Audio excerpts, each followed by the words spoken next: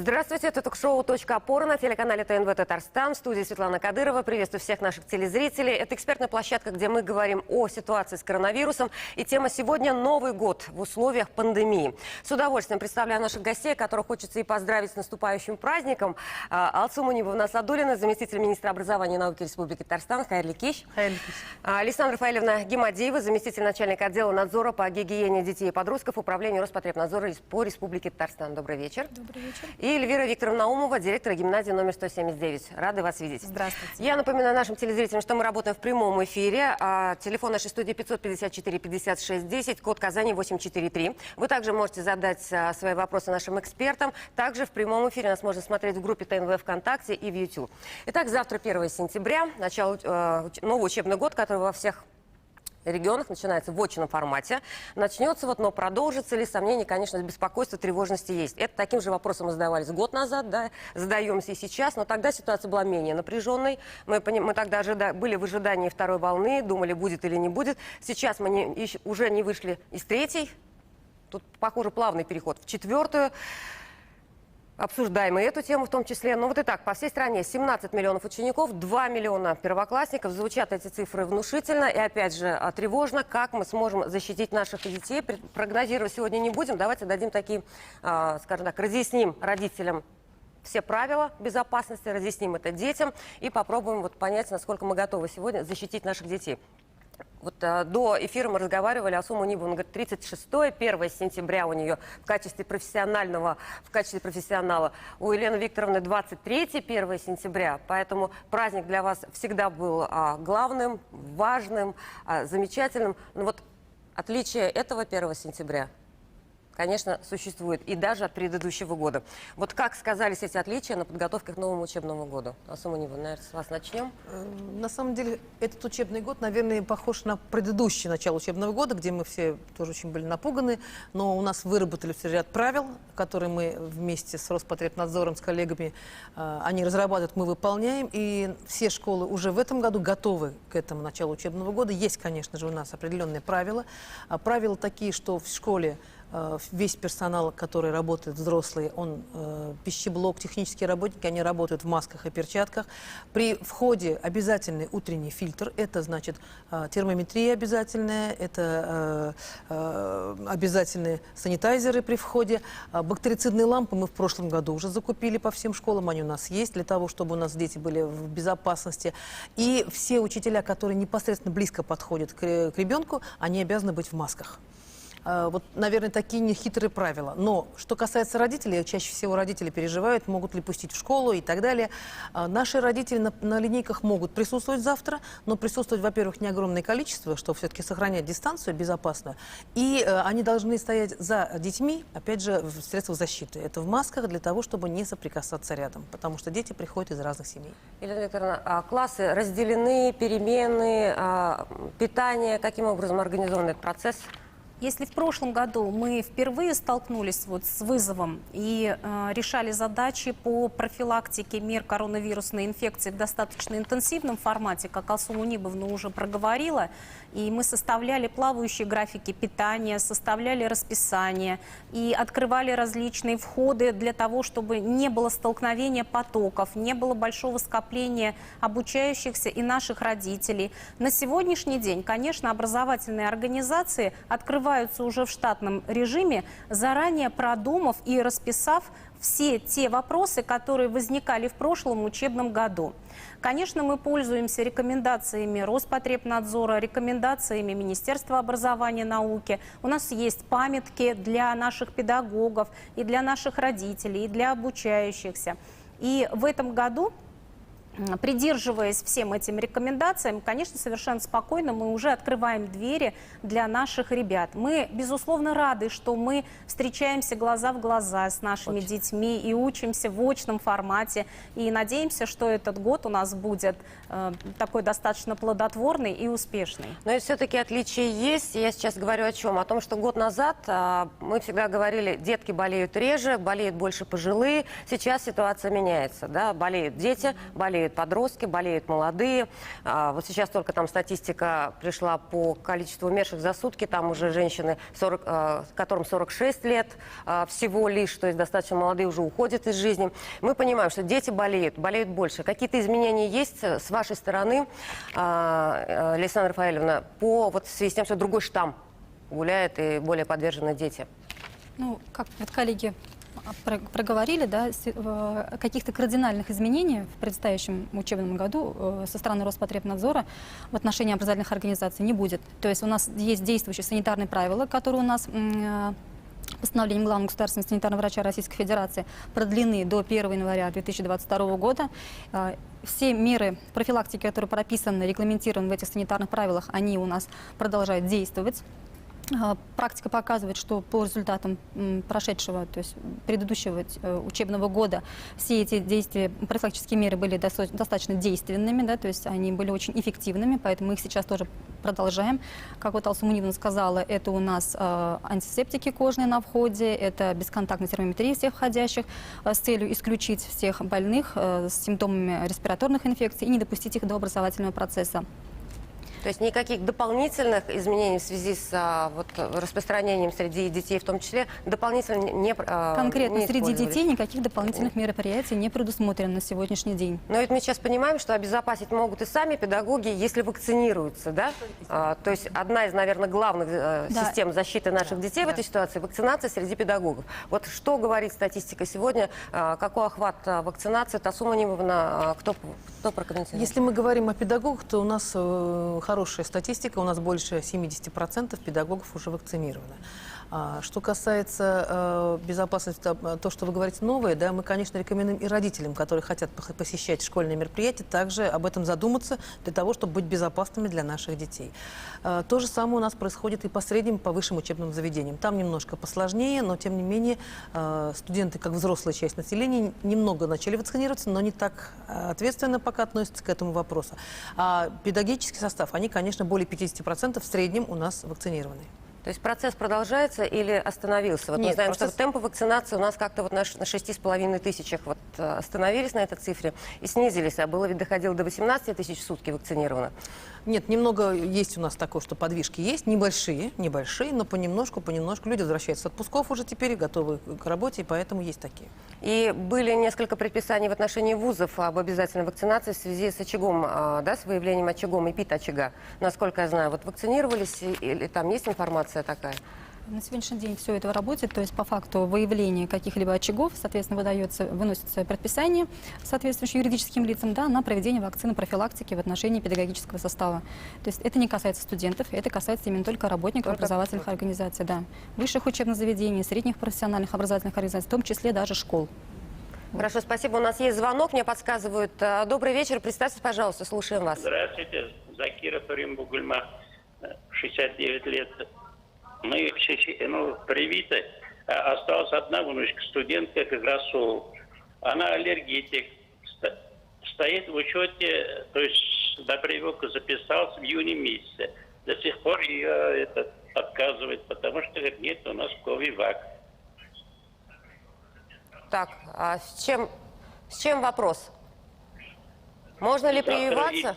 Завтра идти в институт, а ее не пустят.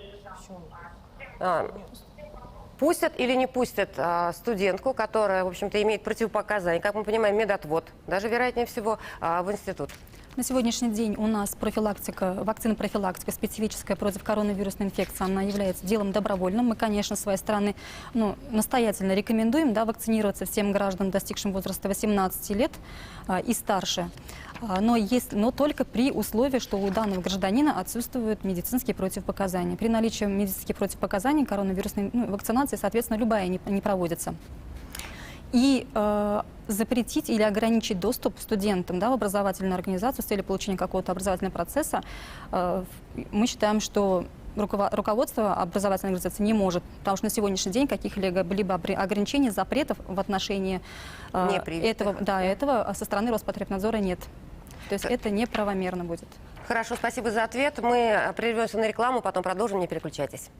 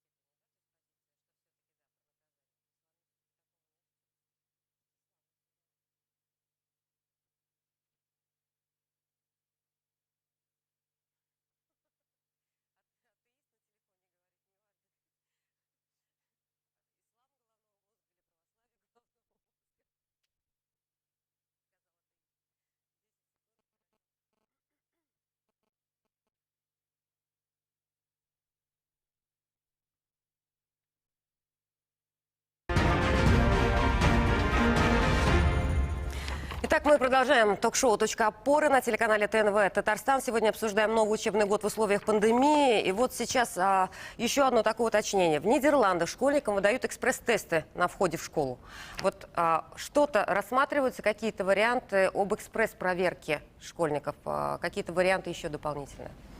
У нас на сегодняшний день, как в нашем регионе, так и в Российской Федерации в целом, такие меры не предусмотрены пока, да, и не рассматриваются. То есть на сегодняшний день у нас меры в отношении школьников — это не специфическая профилактика, вот, которую мы проговорили ранее, да, то есть это способы дезинфекции, личной гигиены, средств индивидуальной защиты и так далее. То есть только вот такие вот способы Вообще пока на экспресс-тесты на сегодняшний входе, день. конечно, хорошая идея. Идея хорошая, но вы знаете, ведь каждый педагог в любом случае он наблюдает за состоянием ребенка в течение учебного дня. И если он видит сонливость, усталость, да, или проявление слезливости в глазах, конечно, медики ведь присутствуют в образовательных организациях. Родители откликаются и, понимая, что у ребенка какое-то недомогание, забирают домой для того, чтобы вовремя обратиться к педиатру.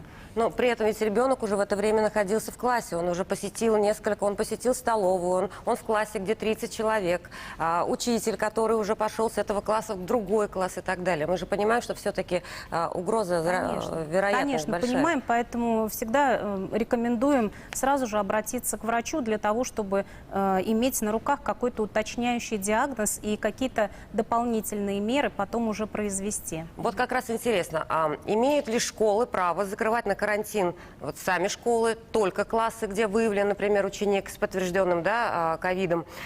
Как это происходит, вот по какой системе? Например, в классе 4 А выявили ПЦР-тест положительный у мальчика, у ученика. Что происходит дальше? Ну, просто учащиеся этого класса и педагог, соответственно, те, с кем они контактировали, они просто берутся под наблюдение. То есть они уходят на самоизоляцию, класс закрывается в это время, или класс продолжает работать, но наблюдает медик каждый день больше над Насколько этим я классом? помню, такой практики у нас вроде не было. У Чтобы... нас такой практики не было, на самом деле. Каждый случай очень индивидуален. И тут мы работаем, опять же, вплотную с врачами и с Роспотребнадзором. У нас такого не было, поскольку мы выделяем сразу вместе круг контактных. И, как правило, не из школы приходит, а после выходных, после каникул. То есть мы уже смотрим по семье и так далее. То есть с каждым случаем отдельно работаем. Ну, вот просто практика Израиля, если тест положительный на коронавирус получает школьник или учитель, то на 2-недельный карантин отправляется вся школа. В Германии карантин будет обязательно только для близких контактов инфицированного. Да, вот Учебное такое заведение да. продолжит работать. В общем-то, вот как у нас Да. сейчас и есть. Да? Возможен ли, если действительно выявлено несколько, либо вот подтвердился ПЦР у достаточно большого количества учеников, ПЦР положительный, возможно ли прийти к тому, что школа будет закрыта на какое-то определенное время? Ну, в данной ситуации, так же, как и, например, если брать ситуацию с подъемом заболеваемости, допустим, гриппом и ОРВИ, да, то есть каждая школа в данном случае конкретно уже принимает решение. Да, То есть в индивидуальном порядке, да, так же? Так же, как и с гриппом. С гриппом такая же ситуация, да, то есть если все-таки какой-то большой процент определенный, 20%. да, Да, мы охват, это помним, да. да, тогда То есть уже это будет принимается применяться решение именно эта практика? администрации. Да. Итак, по поводу масок. Вечные безумные вопросы, бесконечные вопросы. Итак, кто носит маски? Когда необходимо надеть маску родителю? Когда он заходит на территорию школы, когда он заходит в здание, когда Родители дети всегда. должны, не должны? Родители всегда заходят в маске в помещении внутри. Более того, на торжественных линейках мы также рекомендуем родителям носить маски, потому что они наклоняются к ребенку, подходят к нему, особенно с малышами. Неважно, на открытом воздухе Конечно, или нет. конечно, да. Потому что рядом чужие дети, другие дети есть. Вот. А в школе пищеблок, сотрудники, технический персонал ходят в масках и перчатках всегда. Учителя, если они непосредственно близко подходят к ребенку, они также надевают маски. Если учитель стоит у доски и рассказывает, конечно же, ему просто неудобно, это не слышно и непонятно. Когда человек не видит выражение лица и артикуляцию, конечно, это сложно. И отсюда идет такое, что и там мы позволяем как бы учителю без маски, поскольку это неудобно. На урок. Но если он подходит к ребенку близко, объяснить что-то там, помочь и так далее, и какие-то вопросы задать, то обязательно, конечно, в маске. А на переменах? На переменах мы в прошлом году рекомендовали всем учителям носить маски, потому что у нас коридоры узкие, детей много, как мы Социальную уже дистанцию говорим, социальная соблюсти дистанция не невозможно. соблюдается, поэтому да, конечно, мы рекомендуем носить маски. А детям рекомендации? Рекомендаций детям нет. То есть неважно, там 7 лет, либо 11 класс. Ну, если по желанию родителей, допустим, родители, если хотят, чтобы ребенок носил маску, никаких возражений нет, пожалуйста, он может пребывать и на уроках, и на переменах в маске. А родители в школу совсем не будут пускать вот в этот период? Какие ограничения стоят перед родителями? То есть по линейке мы проговорили, в целом Родители- поговорить с учителем, да, нужно что-то. Вызвали к директору, в конце концов, маму за сынишку. Кого? Ведь, по Куда сути дела, да, массового пребывания родителей во время учебно-воспитательного процесса нет. Безусловно, возникают какие-то точечные, единичные случаи, но опять-таки на входе соблюдаются правила термометрии, естественно, обязательное ношение масок. Также при входе имеются и антисептики, рециркуляторы воздуха у нас постоянно работают, да, и вот в таком точечном формате, конечно, встречи происходят. Больших массовых мероприятий, ну, практически мы стараемся избежать. Это может либо минимизировать совсем, да, можно с учетом того, что сейчас электронные технологии хорошо работают, и мы уже можем транслировать наши мероприятия и в Инстаграм, да, и в Ютьюбе можем транслировать. Соответственно, каждый родитель может удаленно посмотреть за любым массовым мероприятием, которое проходит в школе. А с учителем контакт? Много вопросов можно решить, обсудив Через мессенджер. те или иные вопросы по телефону, да, и, наверное, этого достаточно бывает. Самое главное — вовремя информировать родителей для того, чтобы снять с них большое количество вопросов. Но единичные, конечно, остаются, и опять-таки они решаются в первую очередь сначала по телефону, и уже если не получили родители ответ, конечно, мы приглашаем в школу для того, Вы вызываете чтобы... Да. иногда к себе, когда вызываем, уже да. полагается. А Хорошо. также можно добавить немножко, да, что у нас есть родительский контроль за питанием. И, конечно, эти родители у нас обязательно будут присутствовать в полных средствах индивидуальной защиты, и они должны быть в школах, поскольку мы продолжаем наш контроль за питанием. И желательно, чтобы все, кто хочет участвовать в этом процессе, они уже вакцинировались. Это уже, Имеют как бы, мы говорим. сертификат о вакцинации. Да. Это было То бы есть- лучше, конечно, да. Потому что родительский контроль мы не оставляем, мы его дальше продолжаем. Но это работать. опять рекомендация к родителям. Но Конечно. вместе с тем ответственный родитель, который Конечно. наблюдает за питанием Конечно, в да. школе, Да. он просто, в общем, в этой ситуации... Приветствуется, Это, да, чтобы он был вакцинирован. Конечно. Да. это такая гражданская активность и сознательность здесь, то, естественно, он должен Да. проявить, наверное, и Конечно. в формате вакцинации. Есть еще такая информация о том, что особенно в начальных классах это бывает, что по субботам переводят все-таки максимально на дистант, на дистанционку, соблюдая пятидневки. Есть такое или шестидневки? Есть? Уйти на пятидневку или остаться в режиме работы шестидневка — это компетенция образовательной организации. И как уже было принято какое-то решение, например, с участием и педагогического коллектива, и родительской общественности, определенные параллели уже работают в режиме пятидневки. Наверное, есть какие-то занятия, которые можно проводить с использованием электронных платформ.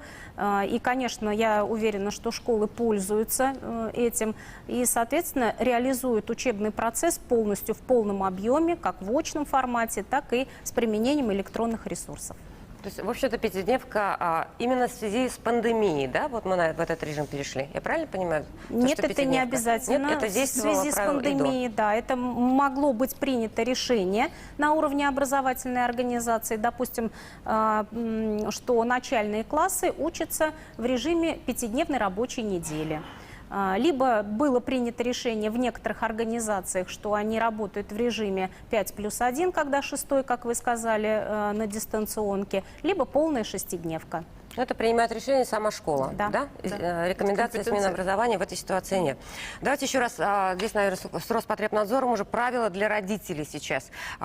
Мы знаем, что бывают такие истории. С утра ребенку жаропонижающее, потому что оставить не с кем, и вперед в детский сад и в школу. Ну, давайте признаем, что это есть. И учитель потом, и воспитатель к середине дня видит, что у ребенка какой-то он снова вялый, слабый и так далее, и так далее. Какие правила для сознательных родителей должны действовать? Если у ребенка чуть-чуть заболело горло, это повод идти в школу или остаться дома? Если чуть-чуть появился насморк, вроде бы ерунда, продул под кондиционером.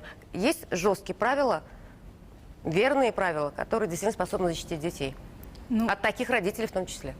Учитывая тот факт, что у нас учебный год начинается, да, и начинается он в осенний период, и у нас предполагается подъем заболеваемости гриппом ОРВИ, добавок у нас еще с вами продолжается история с коронавирусной инфекцией, да, то есть в этом случае, конечно, да, всем сознательным родителям все-таки рекомендуем настоятельно, если они выявляют факт, что у детей не все в порядке со здоровьем, вот как говорится, насморк, да, слезотечение, кашель, температура тем более, да, максимально стараться оставлять детей дома. Во-первых, подумать о своем ребенке, да, потому что если отправить его в образовательную организацию, он уже в условиях COVID-19 не пройдет утренний фильтр, да, так как у нас на входе это бесконтактная термометрия, да, и тот, кто проводит эту термометрию, он обращает внимание также и на какие-то клинические проявления, да, которые, ну, не всегда возможно скрыть, тем более дети не всегда могут скрыть эти симптоматики. Вот. И желательно оставить, естественно, дома, подумав о своем ребенке, во-первых. Во-вторых, подумав об окружающих, так как он может предоставлять опасность для других детей, да, и, соответственно, и педагогов в том числе. Так как вот мы уже до этого проговорили, да, что коронавирусная инфекция у нас сейчас молодеет, так как среди болеющих чаще всего встречаются лица моложе 40 лет. Причем они болеют не просто бессимптомно, а с прям характерными клиническими симптомами. И достаточно даже бывает и в тяжелой форме. Хорошо, а если просто насморк, вот небольшой? Мы сейчас понимаем, что сейчас ковид с этим штаммом вообще начинается с насморка. А тут вроде привычно, ребенок всегда ходил, господи, из-за насморка я точно дома держать не буду. На термометрии температуру не показывает, ничего не показывает. Ребенок шмыгнул, дальше побежал. Утренний фильтр предполагает и визуальный осмотр ребенка. Мы об этом Кто говорим. осматривает, сколько? Осматривает дежурный учитель, администратор, который стоит у входа. У начальной школы часто бывает учитель сам встречает всех детей и осматривает. Это в зависимости от школы, от бастион, мощности. да, вот, по недопуску. Потому что мы должны обязательно удостоверить, что ребенок здоров. Даже при визуальном. Вот, и не допустить, чтобы ребенок заболел, как вы говорите, прошел в столовые, в класс и так далее. Для этого в каждой школе рекомендовано организовать помещение, в котором можно изолировать до приезда родителей. Изолятор, да? Тот самый, о котором мы около, говорим. недалеко от входа. Либо какое-то отдельное специальное Помещение, помещение. да, не обязательно То изолятор. есть, где Временная дожидаются изоляция, родители, либо там скорой помощи, либо еще что-то. Где получится, где удобно, да, в каждой Ну, школе. смотрите, огромное количество учеников. У вас одна из самых больших школ, 179-я. Сколько сотрудников, вот даже на термометрии, сколько человек может быть задействовано? Вот один человек способен пропустить этот поток и увидеть, и рассмотреть каждого, не шмыгнул ли он случайно? Я понимаю, Не о один чем человек, вы говорите. конечно, да, на утреннем фильтре есть и дежурные учителя, есть и старшеклассники, которые помогают нам тоже организовать процесс термометрии. Я уже говорила о том, что разделены потоки, когда, допустим, учащиеся младшей школы заходят с помощью одного входа, среднее звено, второй вход, старшие дети заходят уже с третьего входа. Конечно, определенное количество взрослых, которые помогают организовать утренний фильтр, они находятся на своем рабочем месте с раннего утра. Есть какие-то вот памятки, либо проводите ли с детьми, вот, изучаете правила безопасности, правила защиты от ковид? Вот как убедить ребенка, что ему нужно носить маску, бесконечно мыть руки, обрабатывать антисептиком? Как достучаться, как объяснить? Наверное, малышам? знаете, у каждого педагога в течение прошлого года сформировалась такая эпидемиологическая компетенция, Так. когда у нас происходит такой педагогический процесс гигиенического воспитания учащихся, когда мы постоянно напоминаем о том, что нужно мыть руки, что при себе нужно иметь носовой платочек, что, проходя мимо дозатора, можно продезинфицировать руки, что если ты почувствовал какое-то недомогание, нужно обязательно обратиться в медпункт. Режим дня тоже имеет очень большое значение. Мы понимаем, что сейчас после летних каникул, когда дети все равно высыпались, они совершенно другой распорядок дня имели. Перестроиться вот на новый учебный лад, это ведь тоже бьет по иммунной системе ребенка, да? Чтобы родители нас услышали, мы также периодически напоминаем о том, что нужно и составить определенный режим дня. Ну и, конечно, мы много говорим о занятиях спортом, потому что это является немаловажным моментом на сегодняшний день. Это все, конечно, приводит к хорошему, сильному иммунитету, и мы радуемся глазкам наших детей, когда они приходят и присутствуют на каждом уроке. Вот этот иммунитет еще годами нарабатывается. Мы просто живем в условиях пандемии, Конечно. это достаточно сложно. Лет Да? обучаются И вот у нас. все-таки, в каких ситуациях школа может быть переведена на дистант? То есть, может быть, действительно частное решение, и кем оно может приниматься? Частное решение может приниматься. Вы имеете в виду ковид, не Да, грипп, конечно, мы говорим. ковид, да. да. У нас такого в прошлом году в практике не было, но мы все будем делать только вместе с Роспотребнадзором. То есть какое решение они нам вынесут, насколько опасно пребывание ребенка в школе и всех детей остальных, насколько опасен тот случай, который выявили. Конечно, все это будет делать индивидуально. Тут нет таких, я так думаю, сегодня вообще нет каких-то алгоритмов, которые будет единым фронтом действовать именно на изоляцию. Александра Файловна, при каких ситуациях может быть школа переведена на дистант? То есть какие-то же, наверное, определены нормы. То есть вот такое количество заболевших, такой-то процент и так далее. Вот как Алтынмунина сказала, да, то есть я тоже повторюсь, то есть у нас практики такой нет, так как прошлый год у нас прошел достаточно благополучно, спокойно, да, и мы предполагаем, что и предстоящий учебный год будет такой же, по крайней мере. Все вот эти меры, которые у нас на сегодняшний день есть, они у нас действуют на первое полугодие учебного года, да, то есть давать какие-то отдаленные прогнозы мы пока не будем. Как будет дальше ситуация развиваться, на сегодняшний день тоже пока остается неопределенной, неясной. И с каждым случаем заболевания мы будем разбираться индивидуально, то есть прям количество заболевших, клиника и так далее. То есть вот это все в совокупности и будут как бы рассматриваться вместе, да, и какие-то алгоритм действий дальнейших определяться. Вырабатываться дальше. Да, Но опять да. на войне, как на войне, все будет, в общем-то, По в пандемию, ситуации, да, по все по ситуации, ситуации, да. как она будет развиваться, насколько серьезно она окажется. И, конечно, нам нужна помощь родителей наших дорогих, которые будут чем? ребенка видеть утром, что он здоровый, что он безопасен для всех. Вот самое главное — внимание к своей семье, к своим близким, конечно, к детям, потому что здоровье одного ребенка, вернее, нездоровье, влияет на всех остальных. Поэтому я просто призываю все родительское сообщество очень внимательно относиться к нашим детям утром. Вялый, не выспался, почему не выспался, глазки красные, насморк, чихает. Вот это все очень важно. То есть более тщательно, Конечно, да, более конечно. внимательно смотреть Более за внимательно своим смотреть на ребенком. ребенка утром, конечно. Хорошо, прежде, чем и отправить сейчас в в школу. завершение программы. Вот каким вы хотели бы видеть этот год, и что бы вы сегодня пожелали вот в преддверии Дня знаний завтрашних, и какие советы детям и родителям? Ну, совет родителям я уже начала быть внимательным к детям в любой обстановке. Здоровье прежде всего всем. Очень хочется в очном режиме начать и закончить в мае. А Всё для так же этого? хорошо. Для этого мы должны, во-первых, вакцинироваться родители.